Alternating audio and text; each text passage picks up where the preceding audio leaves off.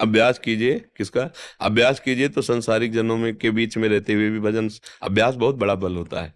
अभी क्या है, एकांत में हम अपने इंद्रियों पर शासन कर सकते हैं, और जब व्यवहार में आते हैं तो वो व्यवहार में फैल जाती है, बहिर्मुख हो जाती है, तो हम शासन नहीं कर पाते, तो हम फिर उसका रस नहीं ले पाते जो हमारे एकांत में रस आया। और अगर यही अभ्यास कर लो तो बाजार में खड़े होकर भी समाधि भाव को प्राप्त हो सकते हैं। हम कई बार सत्संग में कहा, हमें साउंड से बहुत विक्षेप होता था, जैसे मंत्र जप रहे हैं और उसे सुन रहे हैं, तो अब साउंड जैसे गांव गली में ब्याह आया नहीं हो तो बड़े बड़े लगा दिए। अब वो उससे तो हमें लगा हम कमजोर यहाँ हो रहे हैं, हमें ऐसा पुष्ट होना है कि विश्व का कोई भी विघ्न मेरे भजन को रोक ना पावे। फिर हम जहाँ साउंड बजता हुआ जब भ्रमण करते थे ना, जैसे टीवी चल रही, हम वहीं पे खड़े हो गए, 1 घंटा खड़े हैं, उसे देख रहे हैं, सुन रहे हैं, और उसी में बार बार मंत्र, बार बार मंत्र। वर्षों के अभ्यास से ऐसा हुआ कि साउंड जितनी जोर से बज रहा उतनी जोर से मंत्र चल रहा है, विक्षेप खत्म हो गया।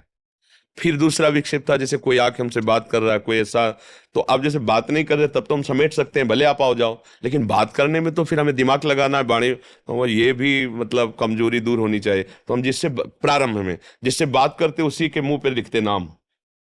आपसे बात कर रहे हैं, ऐसे बात, हाँ हाँ ऐसा, आपने प्रश्न किया, आपसे उत्तर दे रहे, और ऐसी एकाग्रता से आपको लग रहा मुझे बहुत एकाग्रता से, हम अपनी एकाग्रता से आपको बिल्कुल नहीं, दोबारा पूछो कि आपने हमें पहचाना, हम नहीं पहचानते, क्योंकि हम जिसे पहचानते उसे देख रहे थे।